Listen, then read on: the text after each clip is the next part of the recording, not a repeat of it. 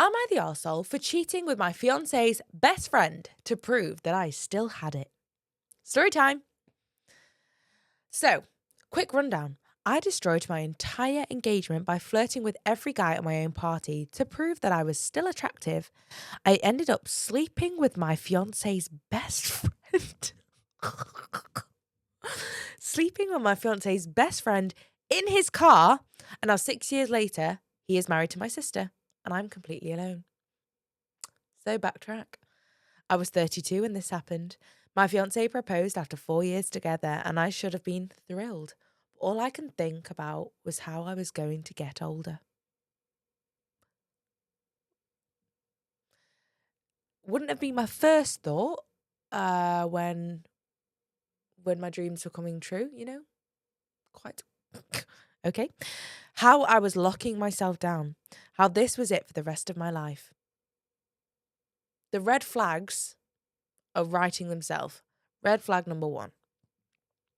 Joe keeps score. Red flag number 1. My mum made it worse. She kept saying things like, well, you better hold on to him because men don't want women. Fuck's sake, Bertha. Fuck's sake. You better hold on to him because men don't want women over 35. Okay, Leonardo DiCaprio, fucking shut up.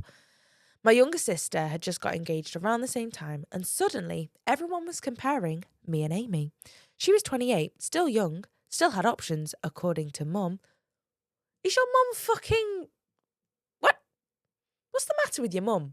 Has your mum got internal issues? She had some sort of head injury in the past week. I think your mum's got some feelings about aging. Still, I planned this engagement party and I had this stupid, terrible idea. I was going to prove that I still had it. The men still wanted me. That I wasn't desperate or lucky to have my fiancé. Here's the thing. I think you should have considered therapy. Like a psychiatric evaluation here. Deep-rooted insecurities are happening in this story so far. And, I fear we're looking at some generational trauma from Bertha here as well. I wasn't desperate or lucky to have my fiancé. So you're trying to think, like, I'm not settling just because he was the first person to show me some attention. And, I've still got it. Baby, she's got it. I'm your Venus. I'm your fire, your desire. Anyway, the party was at my fiance's parents' house. It gets worse. The party was at my fiance's parents' house. Big backyard, maybe 60 people there. I wore a tight red dress. I spent 2 hours on my hair and makeup. Same. My fiancé said I looked beautiful, but I barely heard him. I only heard the noise of the men. I could hear the testosterone pumping through their veins when I walked into my tight little red dress. I'm so bamboozled. In your parent-in-law's house. I started with his cousin. Laughed out loud a little bit too much at his jokes. Touched his arm. He looked confused but was playing along. Then I moved to our next door neighbour. Fucking get the milkman involved at this point, Jesus. Then to guys from my fiance's work. I was working the room like I was single. This is horrific. My sister pulled me aside near the drinks table. She said, "What are you doing?" I said, "I'm having fun. I'm having fun, Amy. At my own party." She said, "You're embarrassing yourself. And him." Yeah. For once. Ding dong. Ding dong. Amy's correct.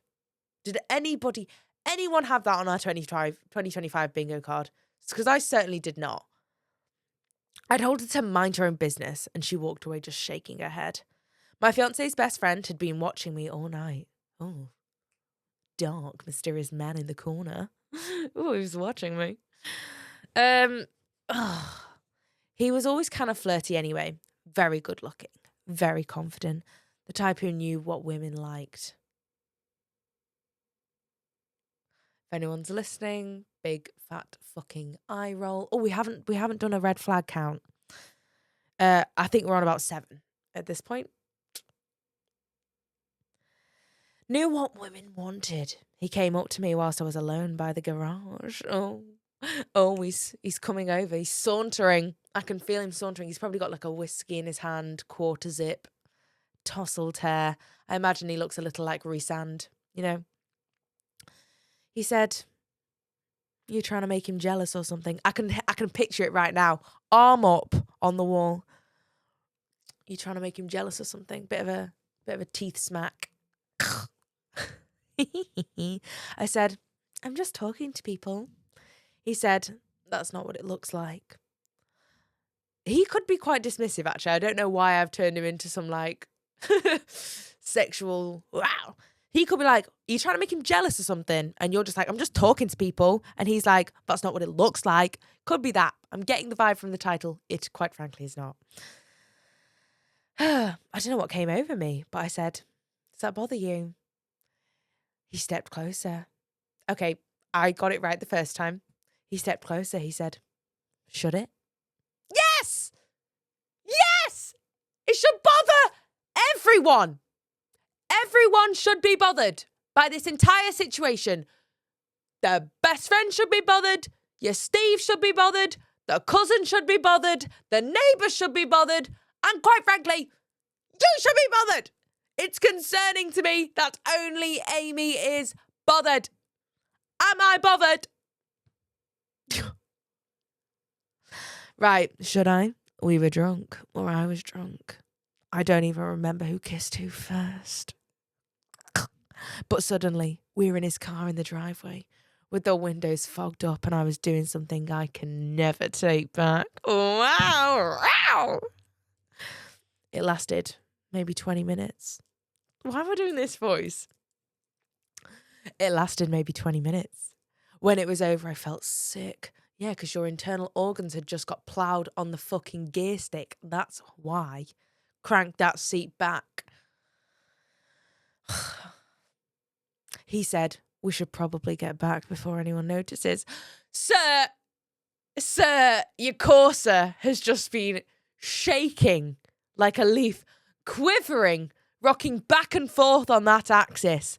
You fogged up the windows. Amy's done hand-on window Titanic style with the condensation. The condensation? What do you mean we should probably go back before anyone notices? You've just been flirting with the whole fucking village and your tight motherfucking red dress. Anyway. But someone had noticed. My sister came looking for me. She saw us getting out of his car. She saw me fix my dress. She knew.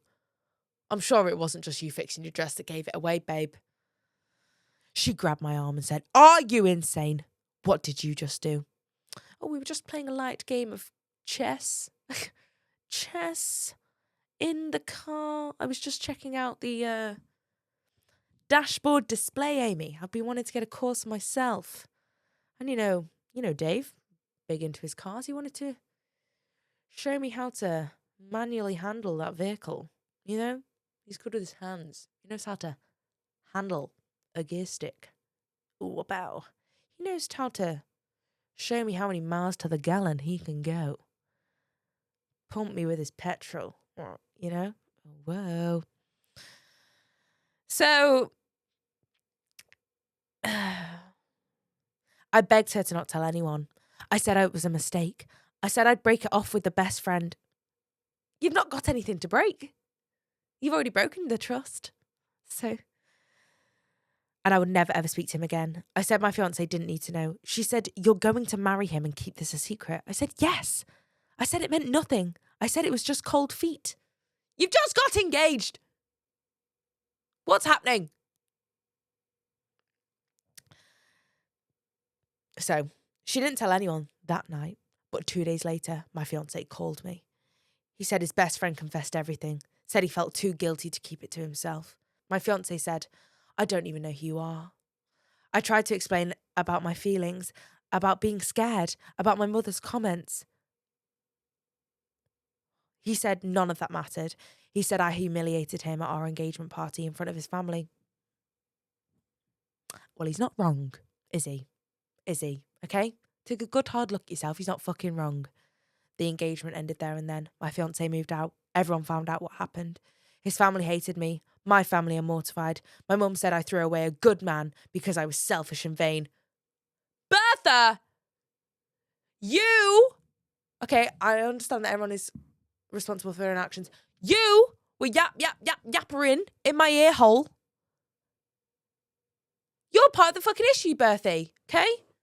I bet Bertha just wanted to sleep with the best friend. The worst part came along. About 8 months later, after everything fell apart, my sister told me she had run into the best friend at a coffee shop. They started talking. He apologised for his part in what happened. She said it was nice to see someone take responsibility. Can I just add, I'm so fucking obsessed with how catty with Amy has been this, like, well, yeah, someone had to take responsibility because she is not in a fucking skimpy red dress. High heels, red dress. I've been trying to think of that reference since she said red dress at the start of this story. So,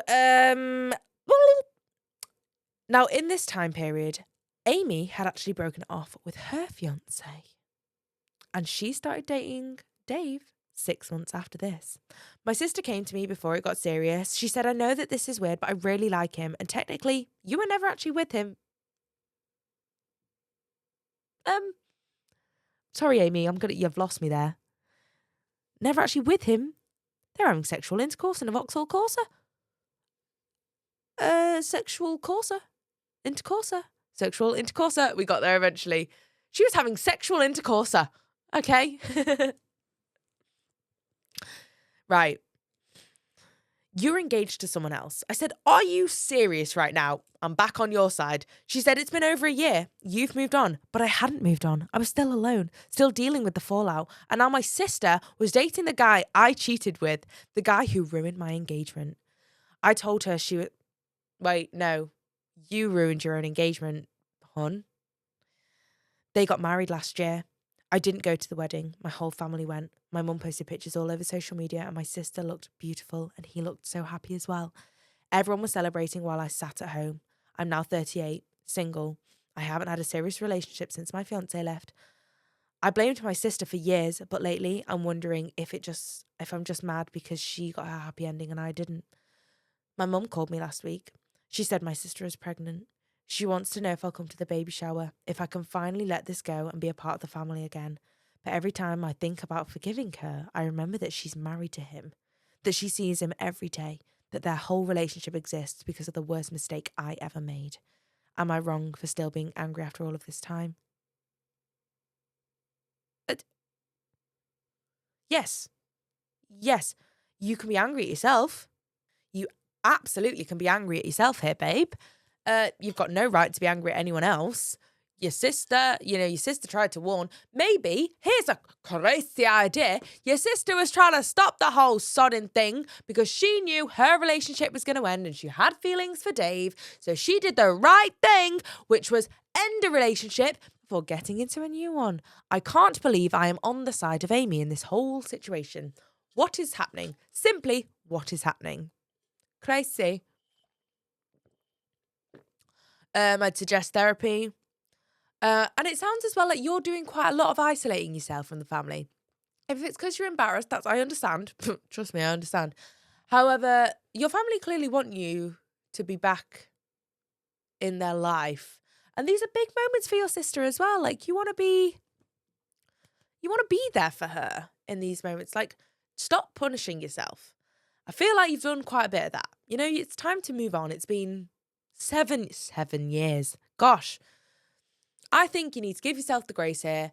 You're probably making the whole situation way worse than it needs to be. You can get back in with the family. Go to some sort of counselling. Because I don't want you to be trying to break up another relationship. You know, you still deserve to be happy. People make mistakes. We hear it all the time here on Tea and Two Sugars. Yeah. You done fucked up quite a lot. But it's okay, you know. Everybody hurts sometimes. Take it away, Joe and Teeny. Please fill my cup. Am I really asking for much? It's been a long week, I'm looking for fun. Please fill my cup. Find me under the sun. SOS, I'm just looking for a good time. Whoa.